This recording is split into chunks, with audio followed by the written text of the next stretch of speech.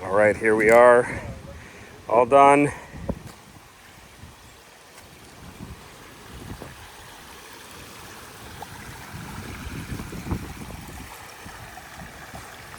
All right, so this is a large pondless waterfall. It's about 25 feet from the waterfalls here all the way up to the top.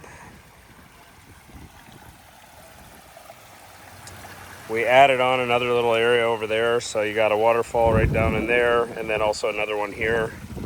And then Reno got this bridge.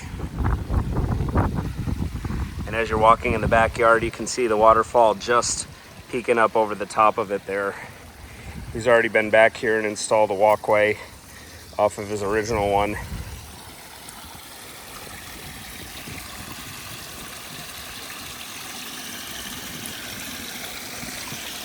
A little gravel pathway, and then he's probably going to finish it off with some steppers, mulch, and plants.